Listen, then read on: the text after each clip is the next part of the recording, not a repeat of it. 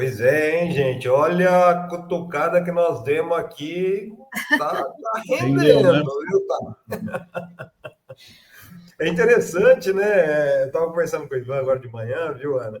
É interessante porque, assim, quando o UOL deu, aliás, hoje tem outras informações aqui que a gente vai trazer desse celular do Cid, porque o Aguirre Talento, que é um repórter do UOL, teve acesso a todas as mensagens, né? Mas quando ele deu essa matéria, né, da Michelle, das críticas à Michelle, eles saíram com outra chamada que não tinha nada a ver com o Van Garten. Ó, Van Garten, ficou certinho agora. Com o Van Garten, né? Eles falaram, colocaram o Cid. E daí foi aqui, numa conversa que a gente teve nos bastidores do café, que foi justamente que o Azen alertou, né? Olha, ele tá falando o idem, então ele tá concordando que ele prefere o Lula. E, ó, eu posso contar até um pouquinho dos bastidores dessa história aí, viu, gente? Porque, na verdade, o que aconteceu foi que esse vazamento dessa informação, né, dessa, não é bem um vazamento, mas a divulgação dessa conversa, foi o álibi que a Michelle procurava para riscar de vez o Van Garten da estrutura do PL. Mas isso vai trazer muita complicação para o Bolsonaro, viu, gente? Muita. E antes dessa revelação, Plínio, por que que a Michelle queria tirar o Weingarten do PL? Se não tinha vazamento de conversa privada ainda, ela já não gostava dele por outros motivos, é isso? Gente, olha, a relação dos dois começou a azedar já há algum tempo, né? Não é de hoje que a Michelle estava tentando derrubar o Van Garten, né? O que aconteceu? A Michelle já estava aí numa guerra fratricida com o Van Garten por causa do irmão dela. Aliás, eu vou trazer uma imagem aqui, deixa eu ver se eu consigo colocar na tela. O irmão da Michelle chama Eduardo Torres, né? Aqui é o perfil dele, Eduardo Torres Brasil. E eu vou. Não está saindo som aqui, mas eu vou compartilhar com vocês. Isso é um vídeo de ontem do perfil dele, né? O Eduardo Torres era um soldadinho de baixo escalão. Só que a Michelle está querendo colocá-lo como hoje ele é assessor do Tarcísio Gomes de Freitas de São Paulo, né, do governo Tarcísio, e está aí ele ó, lançando esse movimento ontem, por qual motivo? É aí no DF, viu, Aninha? A Michelle está trabalhando nos bastidores para a candidatura dele ao Senado. Por qual motivo? Porque ela, que seria a candidata ao Senado, já está sendo para ela já é a A candidata a candidata. presidente, né? Então, ela já está colocando o irmão, né, na candidatura ao Senado, aí o ano que vem, o Eduardo Torres, que é essa figura aí que está falando, com desenvoltura, né? E isso tem a ver, o que isso tem a ver com o Van Garten, né? O Eduardo Torres, que é esse irmão da Michelle aí, esses tempos foi até a casa do Anderson Torres, ex-ministro da Justiça e ex-secretário de Segurança Pública do DF, né, para avisar ele e falar assim: ó, sai da política partidária. Você não vai entrar na política partidária. Porque as pretensões do Anderson Torres eram justamente sair candidato ao Senado. Porque ele ganhando uma vaga no Senado, ele conseguiria, de alguma forma ali, se livrar ou pelo menos trancar os processos contra ele por 8 anos, que ele tem um monte de processos, né? E então esse recado foi dado pelo Eduardo Torres na casa do Anderson Torres, e quem prestou solidariedade ao Anderson Torres foi justamente o Van Garten, né? Então, desde então, né, desde antes, na verdade, a Michelle já não conversava com o Van Garten e trabalhava para derrubá-lo de dentro da estrutura do PL. Então, o que aconteceu aí com o vazamento do Prefiro Lula foi justamente o álibi, viu, Ana, que ela precisava para limar de vez o Van Garten. Mas isso vai ter consequências e consequências muito graves, ao meu ver, viu, Ana? Não, com certeza, porque essa pergunta também da reação dele, né? Ele pode ter alguma reação que comprometa o próprio Valdemar ou a direção do PL? Ou acho que não, né? Senão eles também não teriam demitido ele assim tão fácil, né? Mas essa é uma pergunta que fica da reação após essa praticamente expulsão, né? Demissão sumária. E foi de uma maneira descortês, né? Por meio de um Foi, áudio. E olha, qual que é a consequência? Eu acredito que dentro do PL, o Van Garten não tem muita influência dentro do PL. é mais Mas como o Bolsonaro o mesmo. Van Garten tem muita influência fora. A gente falou aqui esses dias. O Van Garten que foi o grande responsável por fazer a articulação do bolsonarismo, do Bolsonaro e do bolsonarismo, com o movimento sionista em São Paulo, né? Com os banqueiros, com os grandes empresários sionistas, né? E também o Van Garten, ele tem um trânsito na mídia liberal, que só ele tinha.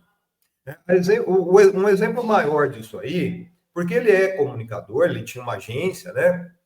Inclusive ele intermediava contratos do governo via agência com as emissoras como SBT, Record, né? Foi o Van Garten, por exemplo, que fez a intermediação do Bolsonaro com o Silvio Santos, né? Na época com o Silvio Santos, que estava vivo ainda. Né? Foi o Van Garten que fez a intermediação do Bolsonaro com o João Camargo, da CNN. Foi o Van Garten que fez a articulação do Bolsonaro até mesmo com o Edir Macedo, né? Com o pessoal da Record. Então, assim, ele tem um trânsito dentro muito grande, e assim, isso eu não tenho como. É mais uma especulação, mas eu acredito que o Van Garten era também um leve-trás das informações que saem, por exemplo, de colunistas da Globo. Ele tem uma relação com jornalistas, né? E aí que reside o perigo, viu, Ana? Porque são dois grupos extremamente sensíveis para o Bolsonaro. Um é a questão dos sionistas em São Paulo, que o Van Garten tem uma influência, tem um trânsito, digamos assim, bom, e o outro é a questão dessa interlocução com a mídia liberal, que o Bolsonaro perde agora. Quem que vai fazer essa interlocução com a mídia liberal? Eu não sei mesmo quem vai fazer. Por isso esse desespero também do Paulo Figueiredo aí também, né? Fala assim, Ah, gente, não, não faz isso, ele é importante para nós, para a comunicação. Ele falou, não consigo entender por que demitir por conta de uma conversa privada o único sujeito do PL que entende de comunicação e tem boa relação com a imprensa, com todos os exato. defeitos, tá. É isso, Plínio. Agora, parece que há mais revelações, é isso? Você vai trazer para a gente mais chats Gente, revelados? ó, celular do Cid não para, viu, Ivan? Viu, Ana? Não para. Gente, o Aguirre Talento teve acesso a todas as mensagens, tudo que tem dentro do celular do Cid. São mais de 20 mil conversas, mais de 158 mil mensagens recebidas, enviadas pelo Cid, e ele está soltando isso a conta-gotas, né? Esse caso do Van Garten é consequência dessas mensagens, né? E hoje, né, eu já fiz uma matéria lá na revista fórum.com.br, tem uma nova troca de mensagens, dessa vez do Cid com o Bolsonaro, no dia 8 de janeiro.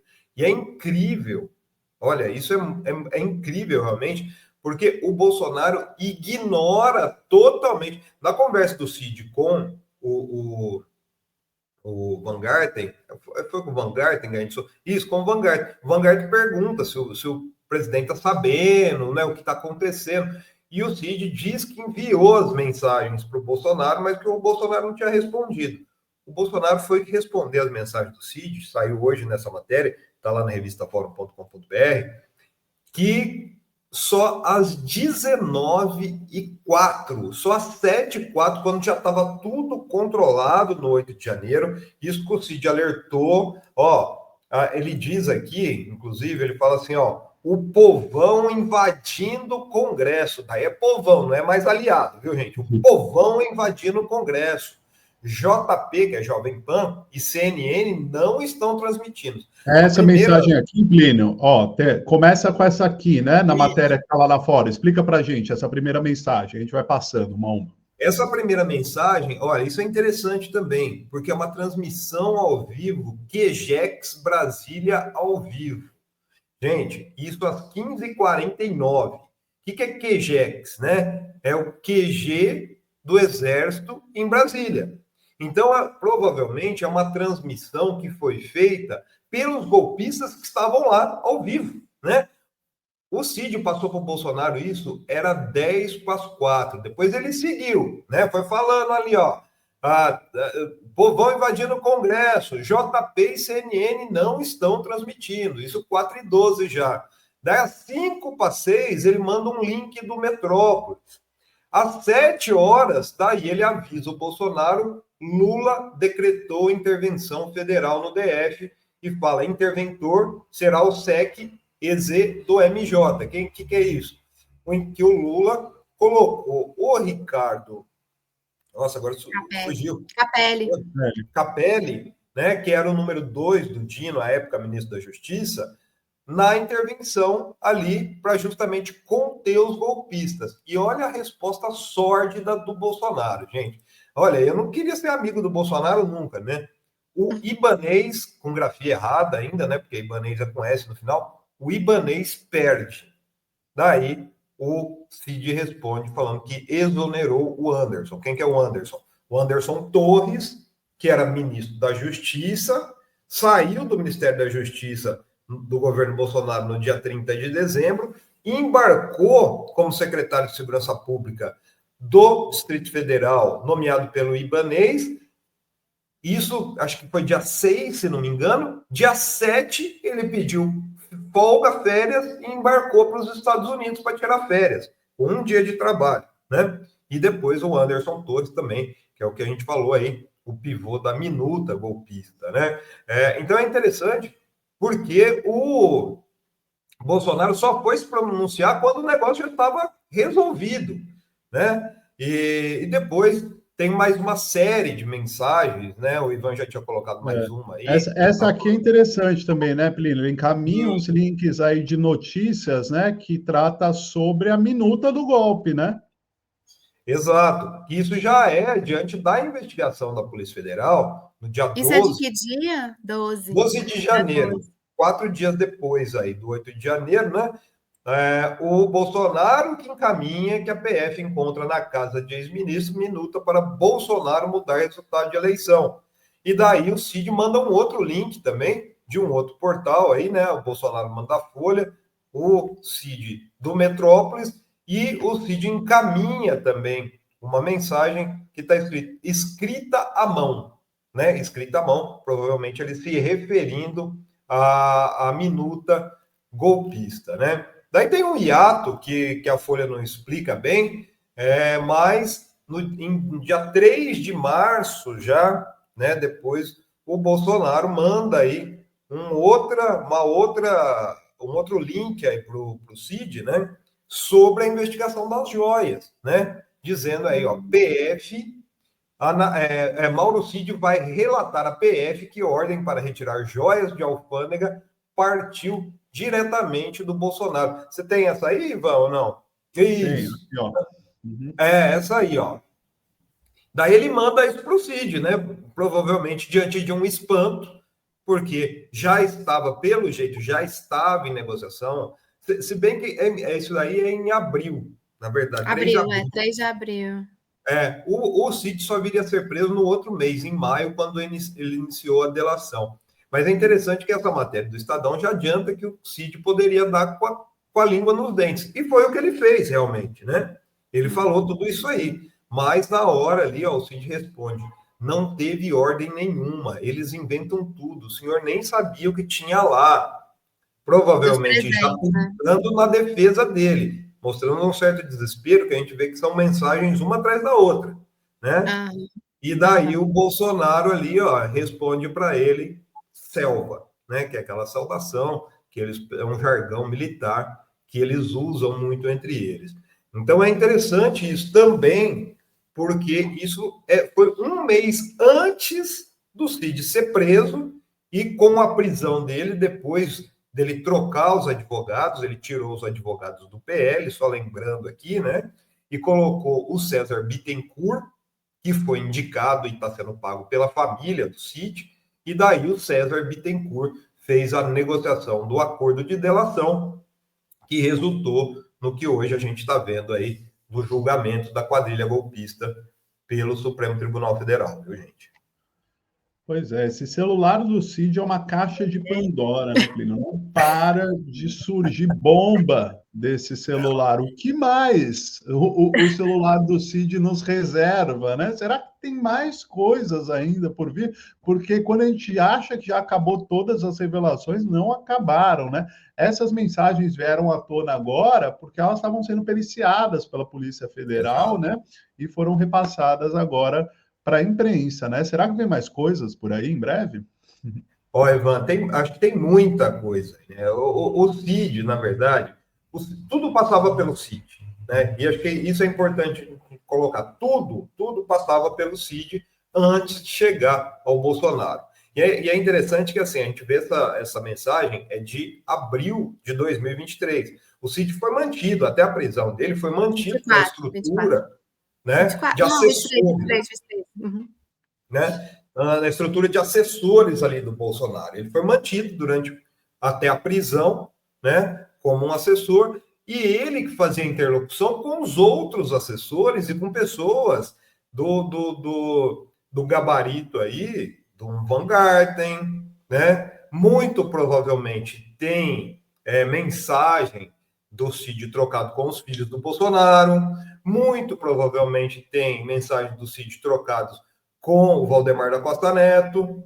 Então é interessante o que a gente está vendo, porque a Polícia Federal, todo mundo fala assim, mas demorou, né? Muita gente critica a Polícia Federal, fala, demorou muito para colocar, para fechar a investigação. Gente, são 158 mil mensagens, né? É muita coisa e não dá para analisar, por exemplo, colocar uma inteligência artificial ali. Você tem que ver, você tem que trazer o contexto, o que estava acontecendo na época. Então, deve ter muita coisa que nem chegou a entrar na investigação em si. Porque existia uma pressão, sim, em cima da Polícia Federal, uma pressão da sociedade, uma pressão das autoridades, para se dar uma resposta e finalizar esse artigo. Nós aqui muitas vezes falamos, a PF está demorando para finalizar essa investigação. Então, assim, o que foi feito? Foi feito uma linha do tempo. Mas o que aconteceu aí nesse meio? Tem muito mais informações, né? Eu acredito que isso aí tem um potencial, como a gente está vendo, não é nem só um potencial, é a realidade. Essa demissão do Van Garten foi por causa de uma troca de mensagens lá de 2023, gente. Então, assim, vai incendiar o ninho bolsonarista. E é interessante, a gente tem revelado isso já há algum tempo, né? O estado de tensão permanente que eles estão vivendo, essa cúpula do clã, né? É traição, é articulação nas costas do Bolsonaro, é aliado próximo traindo. Eu não duvido nada. É filho para bancar nos Estados Unidos. É filho para bancar nos Estados Unidos, né? Eu não duvido nada que daqui a uns dias aí vai sair uma troca de mensagens e colocar o próprio Valdemar da Costa Neto, que tem muitas divergências com o Bolsonaro, muitas, tá? Não publicamente, mas assim, por exemplo, em 2022, né, ele teve muita divergência em relação a apoios, que vai implodir a relação do Bolsonaro com o Costa Neto. E hoje o Costa Neto é uma das poucas pessoas ainda que nutrem aí de uma certa confiança do Bolsonaro, viu, gente? E tá traindo também.